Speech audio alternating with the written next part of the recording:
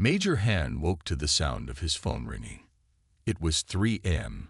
He grabbed it and saw the emergency code on the screen. Something was very wrong. Major Han speaking, he said, his voice still rough from sleep. "Sir, you need to come to the command center right away," said the voice on the other end. "They're here." Han didn't need to ask who they were. For weeks, strange signals had been detected coming from deep space. Now it seemed the visitors had arrived. 30 minutes later, Han walked into the Korean Space Defense Command Center. The large room was filled with people rushing around. All eyes were on the massive screens that covered the front wall. "What are we looking at?" Han asked as he approached the main control station. Colonel Todd turned to him, his face pale. "They appeared 3 hours ago. No warning, no signals. They just showed up." On the screens, Han could see them.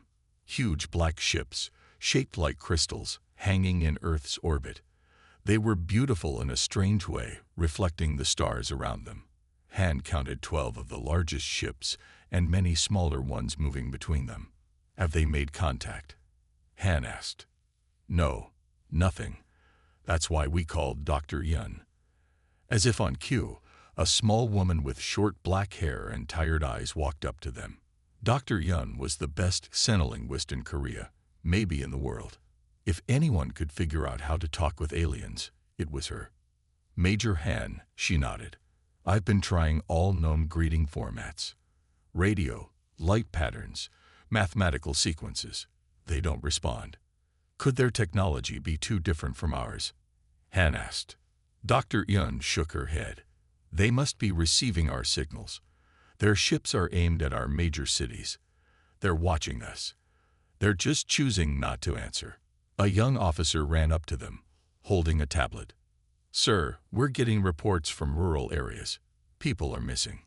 Han took the tablet and scrolled through the reports. Farmers disappearing from fields, hikers vanishing from trails, a small village in the mountains where half the people were just gone. "It's happening all over the world," the officer said. "Always in areas with few people and little technology."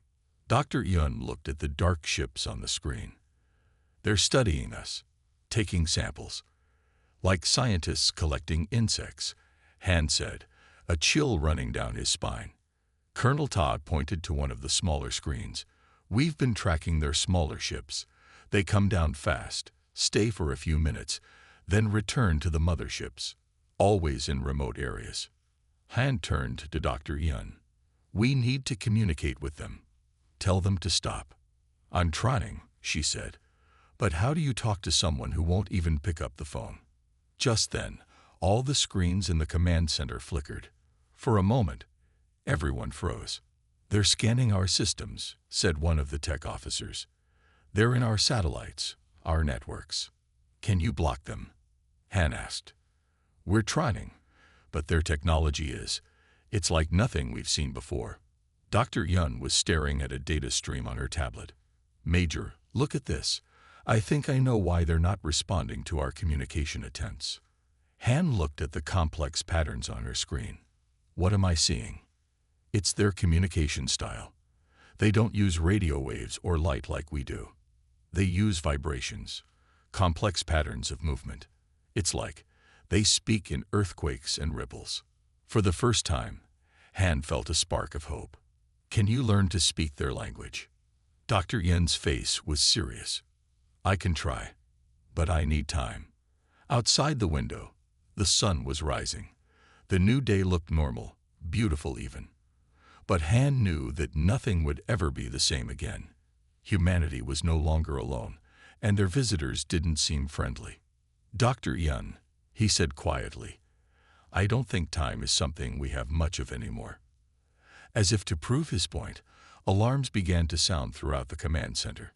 More ships were arriving.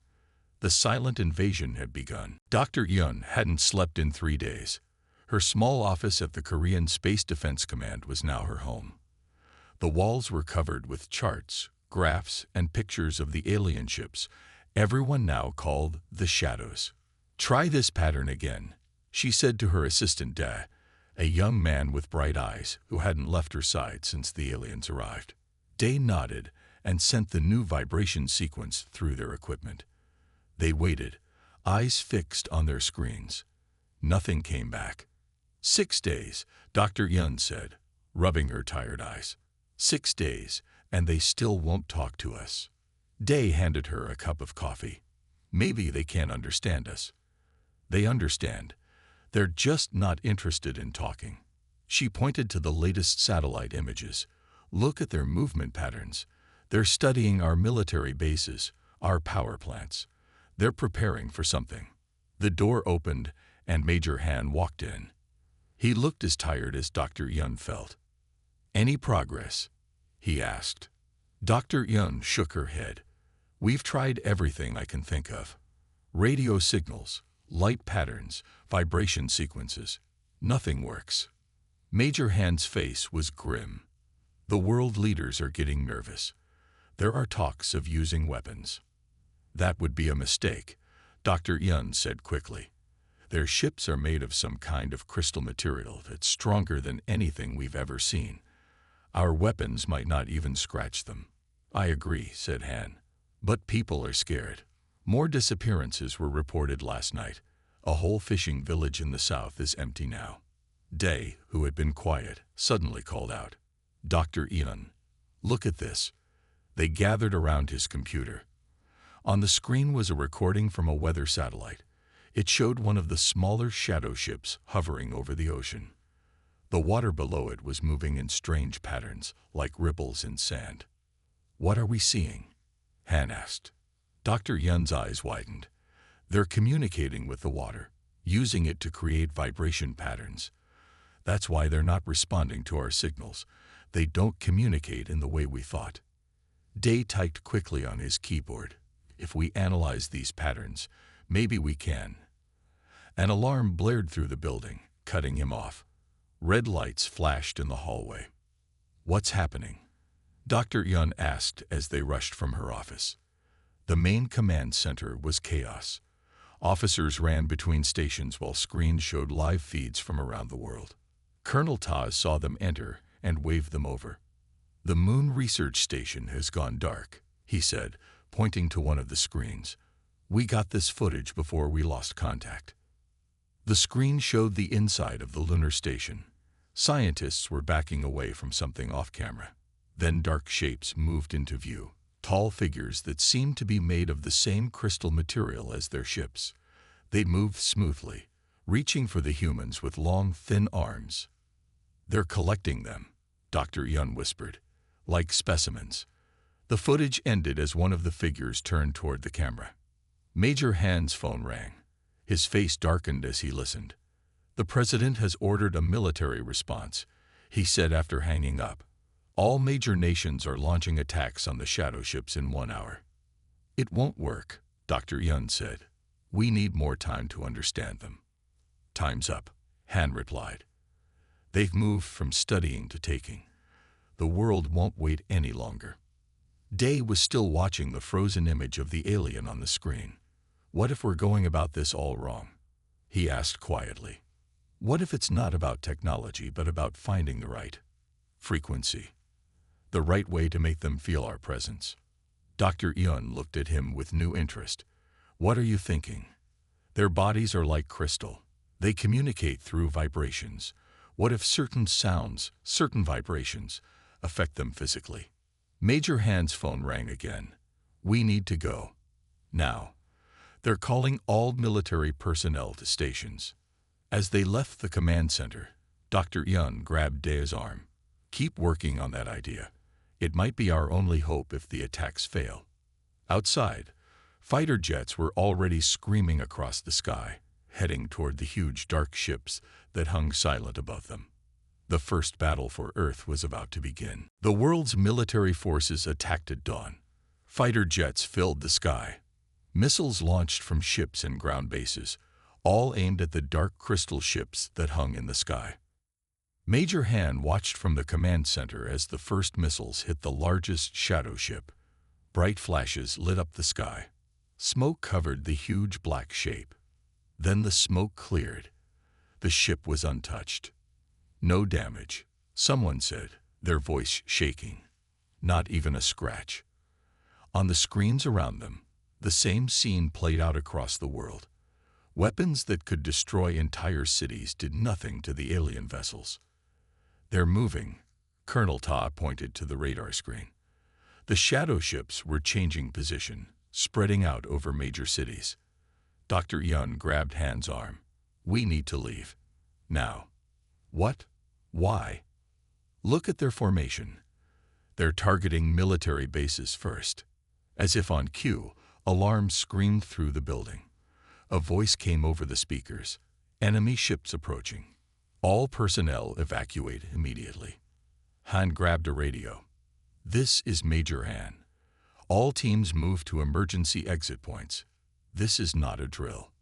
People rushed around them, grabbing equipment and files. Dr. Yun ran back to her office, with Han close behind.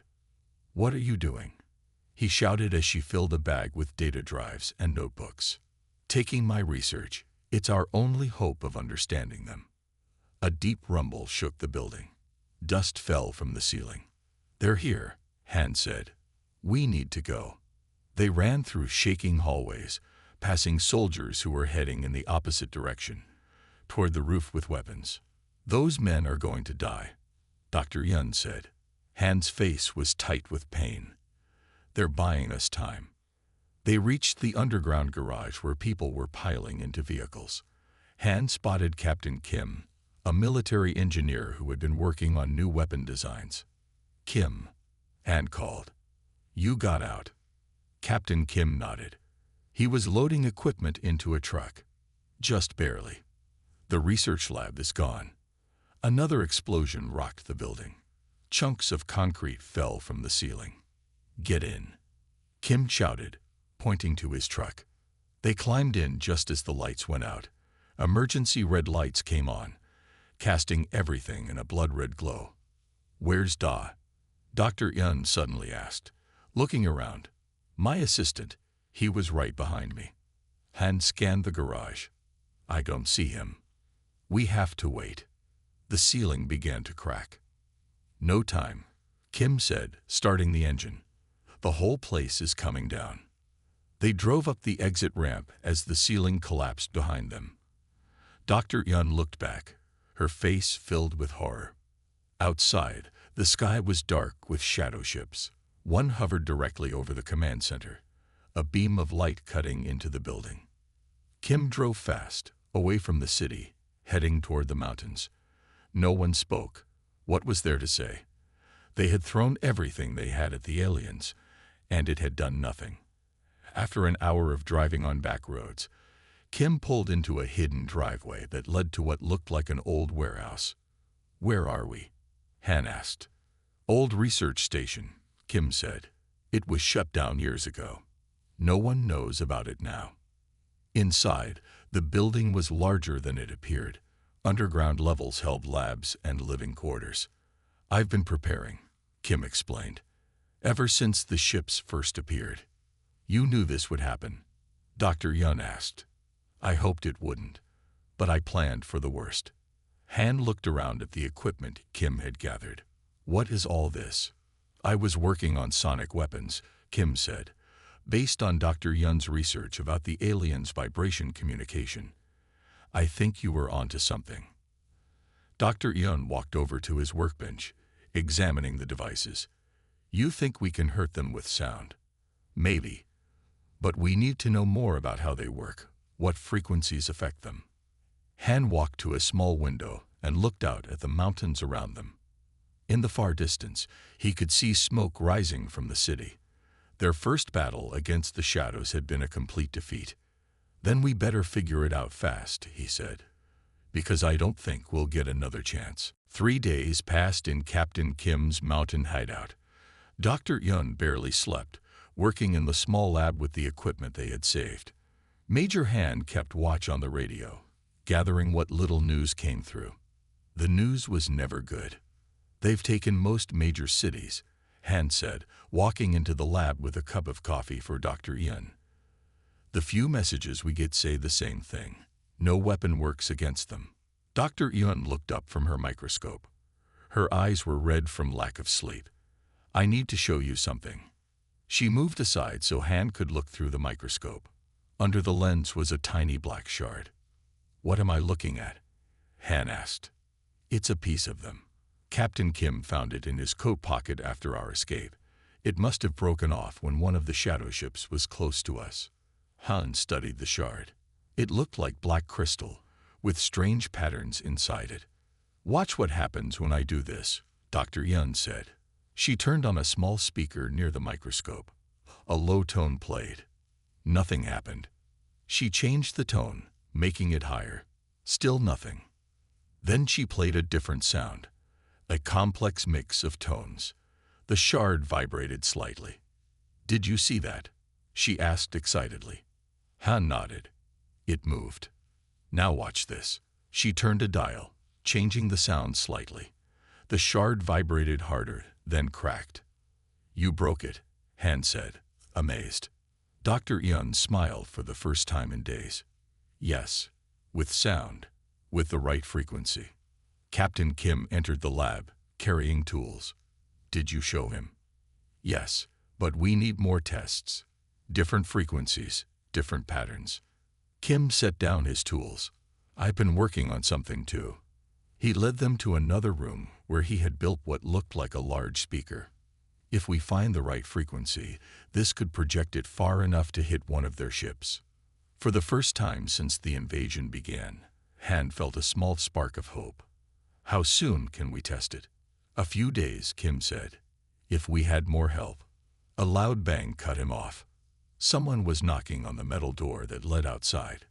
Han grabbed his gun. "Get back," he whispered. "Hide the equipment." He moved silently to a small screen that showed the outside of the building. A young man stood there, looking nervously around. "It's Da," Dr. Yun gasped. "My assistant." "It could be a trap," Kim warned. Han studied the screen. Da was alone, carrying a backpack. He looked thin and tired. "I'm going to check," Han decided. "Stay here. Be ready to run if something goes wrong." Han carefully opened the door, gun ready. "Hands up," he ordered. Day raised his hands quickly.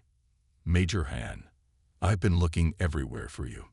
After checking that Day was alone and had no tracking devices, Han brought him inside. Dr. Yun hugged her assistant tightly. "How did you find us?" she asked. "I remembered Captain Kim talking about this place once," Day said. "And I had to find you. I have important information." They gathered around a small table as Day took papers from his backpack. "After the command center was attacked, I was captured," he said, his voice shaking slightly. "They took me to one of their ships. They were studying us, testing us." "How did you escape?" Han asked. "They were moving us to a larger ship. Something distracted them, some kind of noise they seemed to hate. I ran." Day spread out his papers. They were covered with drawings and notes. "I saw inside their ship. I saw them up close. They're made of the same crystal as their ships. They communicate through vibrations that travel through their bodies. And they think we're primitive because we use sound waves through air instead of direct vibration." Dr. Yun studied his drawings. "This matches what we found.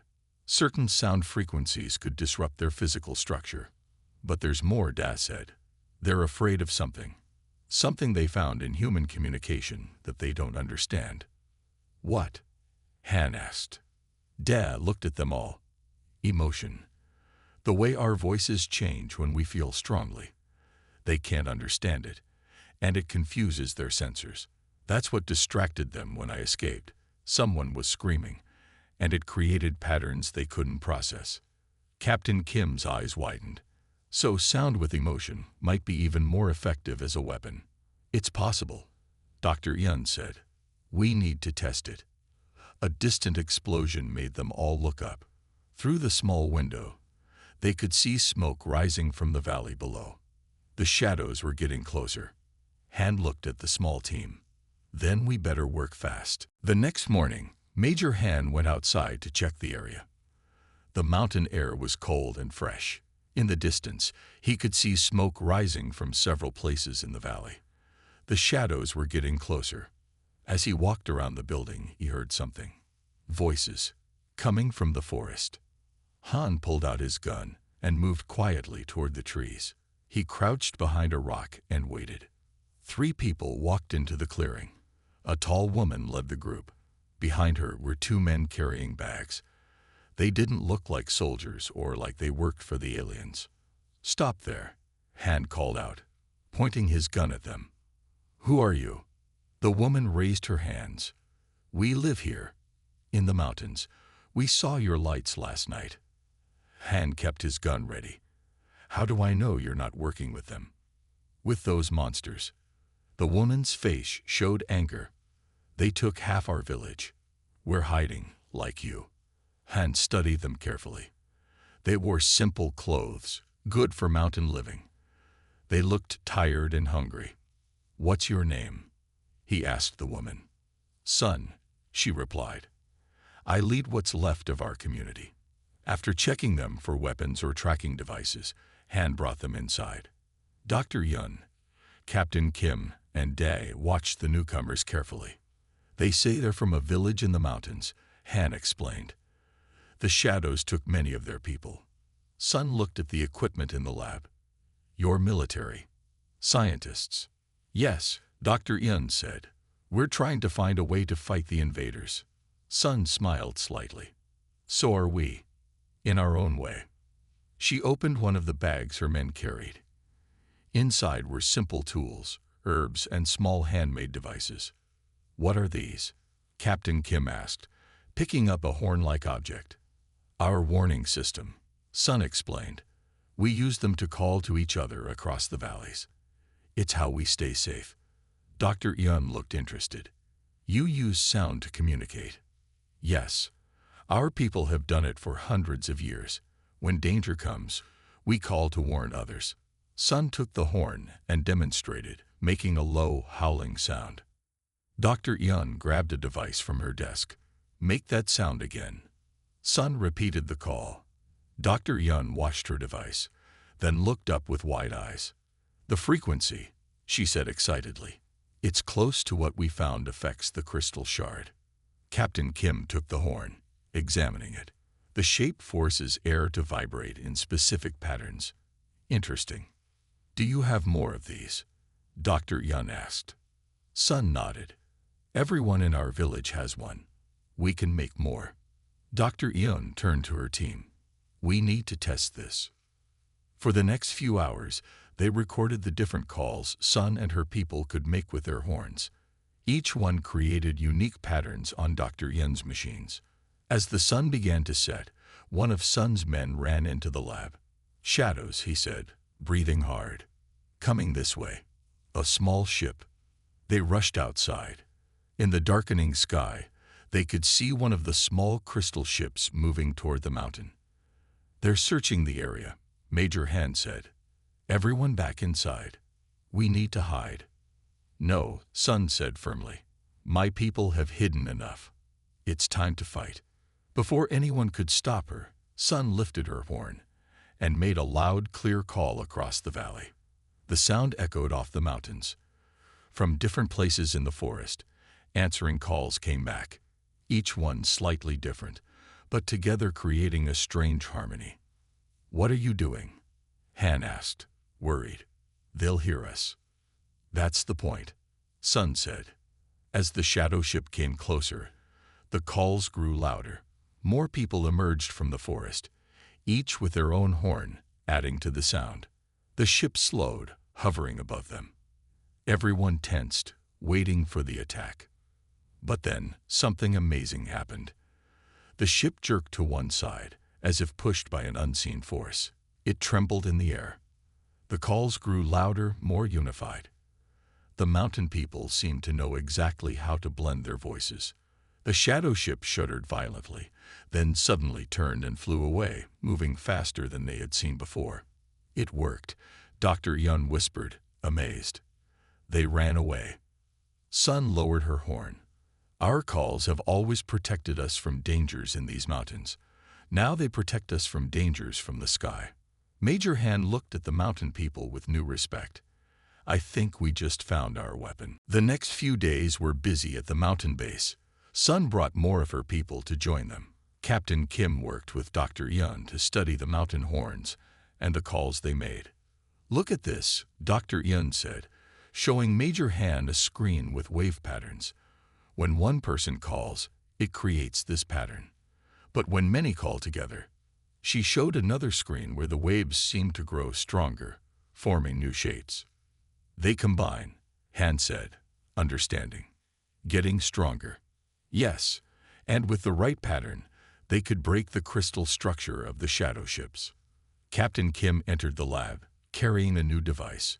It looked like a mix between a speaker and one of the mountain horns, but made of metal. I call it the Howler, he said proudly. It takes a normal voice and changes it to the right frequency. Does it work? Han asked. Let's test it. They set up the Howler in the main room. Dr. Yun placed the alien crystal shard in front of it. Who wants to try? Kim asked. I will, said Sun, stepping forward. Tell me what to do. Just speak into it, or better yet, make one of your calls. Sun took a deep breath and made her mountain call into the device. The Howler amplified it, changing the sound slightly.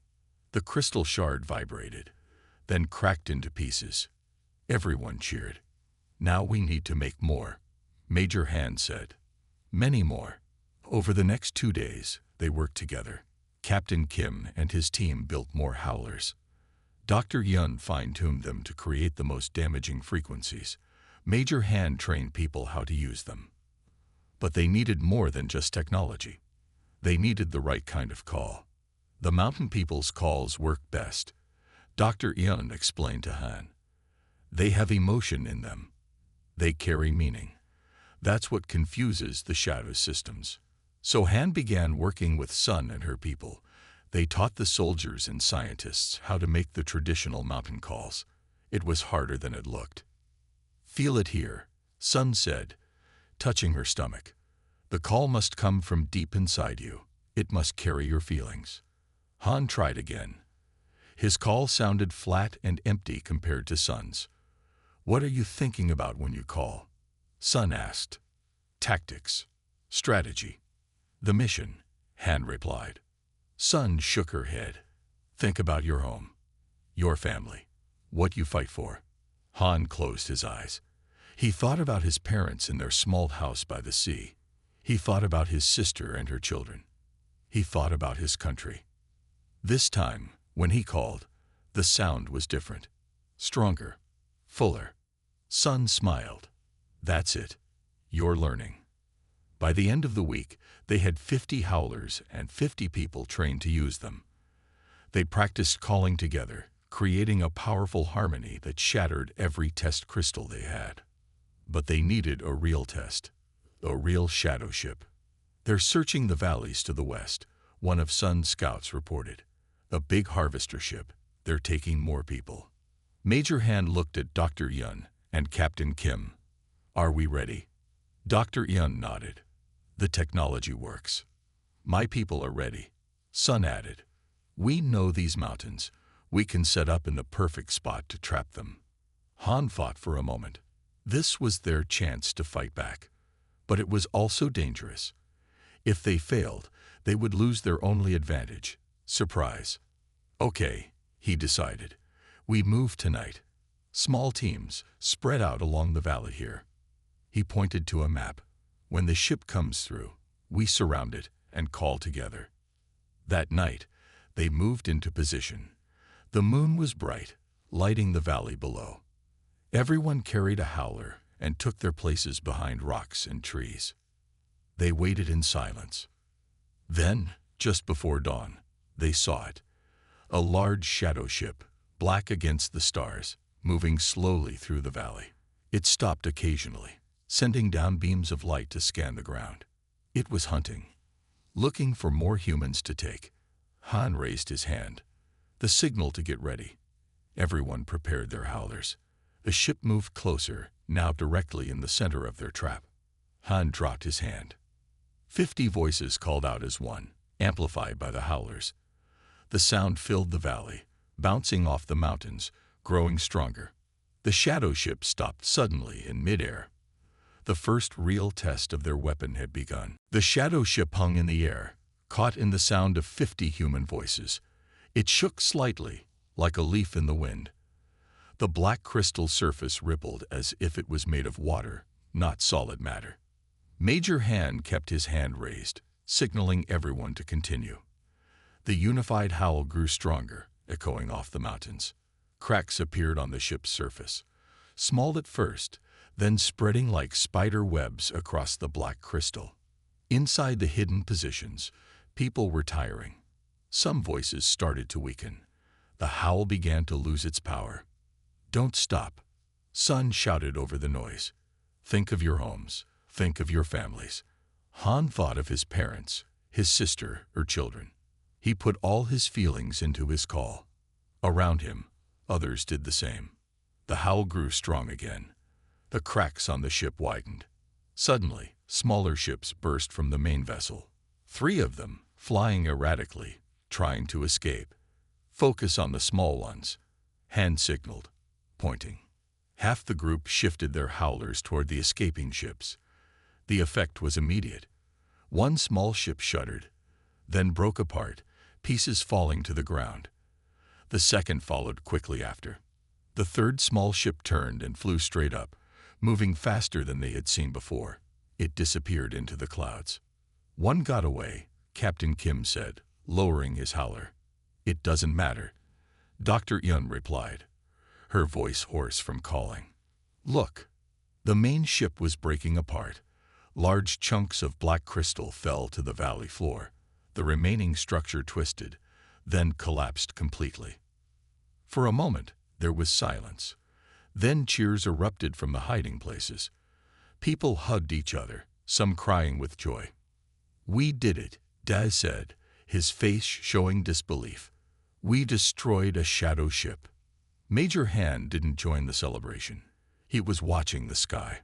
"That small ship," he said to Dr. Yun. "It escaped. It will tell the others." "Good," she said, surprising him. "I want them to know we can fight back." They collected pieces of the fallen ship for study. Among the wreckage, they found strange devices, and most importantly, more of the black crystal material. Back at the base, Captain Kim was already building more howlers. "With these new crystal samples, I can make the howlers even more effective," he said excitedly. And Dr. Yun found something in the wreckage that helps us understand their communication system better. Dr. Yun showed Han a small device that looked like a curved piece of crystal. "It's how they communicate with each other," she explained. "It captures vibrations and transmits them.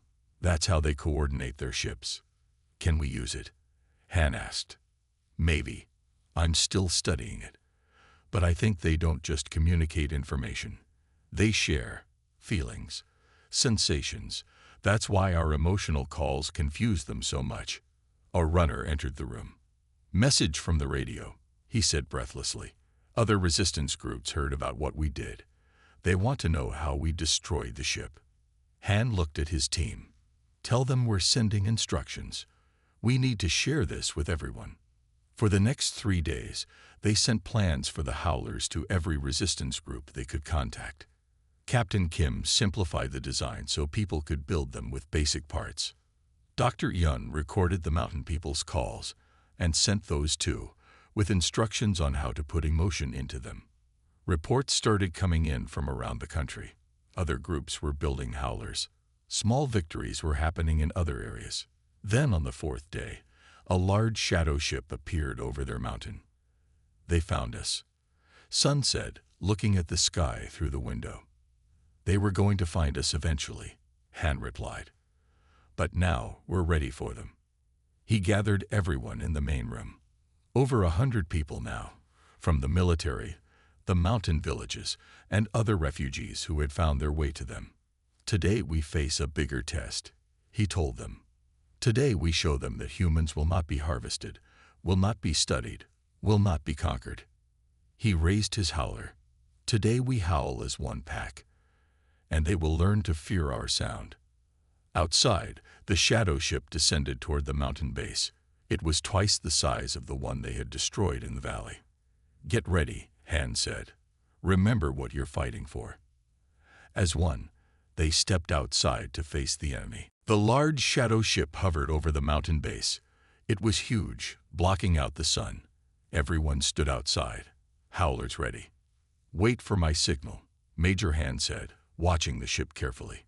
The ship opened ports on its underside. Smaller ships began to emerge, many of them. "They learned from last time," Captain Kim said. "They're not coming alone." Han nodded. "Change of plan. We split into groups. Sun, take your people to the East Ridge. Captain Kim, go west. Dr. Yun, stay with me in the center." The groups moved quickly to their positions. The smaller ships spread out, surrounding the area. "Now," Han shouted. All groups activated their howlers at once. The sound echoed through the mountains, stronger than before. They had practiced for days, perfecting their calls. The small ships shuddered. Some began to crack. But the large ship seemed less affected. "It's stronger than the others," Dr. Yun said, watching through binoculars. "The crystal must be thicker." Just then, Han's radio crackled. A voice came through, breaking with static. "This is Resistance Group 7. We hear you're under attack. We're 30 minutes from your position. Hold on." More radio calls followed. Other groups were coming to help. "We need to survive until they get here," Han told his team. "Keep calling. Focus on the small ships first." The battle continued. Several small ships fell from the sky, broken by the howls. But the large ship remained, and it was charging some kind of weapon. "Everyone take cover," Han shouted. A bright beam shot from the ship, hitting the main building. The structure exploded, sending debris flying. People scattered, running for the trees and rocks. The howling became disorganized, weakening. Han grabbed his radio. "All groups, regroup by the tall pine. We need to coordinate our calls." As people gathered at the new position, the sound of trucks and vehicles came from the mountain road. Resistance fighters poured out, carrying their own howlers. "We got your message," their leader said to Han. "We've been practicing the calls you sent us." More groups arrived from different directions. Soon, over 300 people stood ready. Han climbed onto a rock to address them all. "We need to coordinate. The big ship has stronger crystal. We need a stronger howl." Captain Kim had an idea.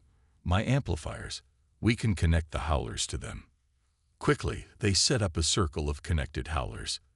Each person would call into one, and the sound would be shared through all of them, growing stronger. "Focus on the big ship," Han instructed. "Think of Earth. Think of all humans taken by these invaders. Put everything you feel into your call." 300 people took deep breaths. Then they howled together. The sound was unlike anything before. It rose from the mountain, powerful and full of emotion. Anger, fear, hope, determination, all blended into one massive call. The large ship stopped charging its weapon. It trembled in the air. The crystal surface rippled. "It's working," Dr. Yun shouted. "Keep going." Han's radio crackled again. The different voice came through. "This is Resistance Group 12. We hear your howl from 50 miles away. We're joining you." Then another message. "Group 5 joining the howl." And another. "Group 23, adding our voices." All across the country, resistance groups were howling. The sound was spreading. Dr. Yun was monitoring the alien communication device she had found. "They're sending distress signals. They're confused. They don't understand what's happening to them." The large ship began to rise, trying to escape the sound. But the howl followed it. Cracks appeared on its surface, spreading slowly. "Don't stop," Han encouraged everyone. "The whole world is joining us." On his radio, he could hear reports coming in from further away. Groups in other countries were howling too. The sound was spreading across the globe. The Shadow's mighty ship, which had seemed invincible, was now covered in cracks, leaking light from inside. Humanity had found its voice, and that voice was becoming a roar that could shake the stars. The global howl continued for hours. People all over Earth joined in, using howlers or their own voices. The sound traveled around the world in waves, growing stronger with each passing minute. In the Korean mountains, Major Han watched as the large shadow ship struggled against the sound. Its crystal surface was now covered in cracks, light pouring out from inside. "Don't stop," he told the tired people around him. "We're winning." Dr. Yun was still monitoring the alien communication device. Her eyes suddenly widened. "Major Han," she called. "Something's happening. The shadows are sending new signals, different from anything before." Han ran to her side. "What are they saying?" "I'm not sure, but the pattern is simpler. Repeating. Almost like—" She paused. "Like they're trying to make it easy for us to understand." Captain Kim joined them, his face dirty and tired, but his eyes bright. "Maybe they want to talk now." Above them, the large ship had stopped trying to escape. It hung in the air, trembling slightly as the howls continued to hit it. Dr. Yun worked quickly with her equipment, trying to decode the signal. I think they're asking us to stop the sound." Han looked at the ship, then at the hundreds of people still howling. "Should we trust them?" "No," Sun said firmly. "Not yet." Dr. Yun continued working. "Wait, there's more. They're sending images. I can display them." She connected her device to a screen. Blurry pictures appeared, then became clearer. They showed shadow ships leaving Earth, flying away from the planet. "Is it a trick?" Captain Kim asked. "I don't think so," Dr. Yun replied. "Look at this part of the message. It's a vibration pattern that means surrender. They're surrendering." Han couldn't believe it. After all the destruction, all the people taken, could it really be ending? "Tell everyone to lower the volume," he ordered. "But keep howling softly. Let's see what they do." Word spread through the crowd. The howl became quieter, but didn't stop completely. A warning that humans could raise their voices again if needed. The large ship stabilized, its cracks still glowing with light from inside. Then, slowly, it began to rise higher into the sky. Han's radio came alive with reports from around the world. Shadow ships were leaving everywhere, rising up and flying away from Earth. Dr. Yun was still receiving transmissions. "They're sending more information now. I think they're explaining themselves." Over the next hour, as shadow ships continued to leave Earth's atmosphere, Dr. Yun translated their messages. "They say they didn't understand us at first," she explained to Han and the others. "They thought our sound-based communication was primitive. They couldn't feel our emotions through the air like they feel vibrations through crystal. So they thought we were animals." Sun asked. "Yes, to them, intelligent life communicates through direct vibration, sharing feelings and thoughts together. They couldn't understand how we could be intelligent without that." "What changed their minds?" Captain Kim asked. "Our howl," Dr. Yun said simply. "When we called together with emotion, we created vibration patterns they could understand. We showed them that sound can carry feelings too. And when the whole world howled as one." She paused. "They felt fear. For the first time, they were afraid of another species." As night fell, the last shadow ships disappeared from Earth's skies. People cheered, hugged, and many cried with relief. Later, as they sat around fires, talking about what had happened, Dr. Yun received one final message from the departing aliens. "They say they're leaving our world untouched," she told everyone. "They'll tell others about us, about the humans who speak with their hearts and fight with their voices, about the planet protected by its howl." Major Han looked up at the stars, thinking about all they had been through. In all their travels, he said quietly, they never heard anything like our call. The sound of humans standing together. The sound of Earth protecting its own. Sun nodded. "My grandmother always said that the mountain call was magic, that it could keep evil spirits away. She smiled. I guess she was right. As they talked, people began to howl again. Not in fear or anger now, but in celebration. The sound rose from the mountains into the night sky, a reminder to the stars that Earth was protected.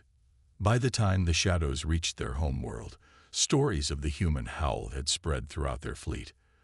The first time they heard our howl, they surrendered, and they would never forget that sound.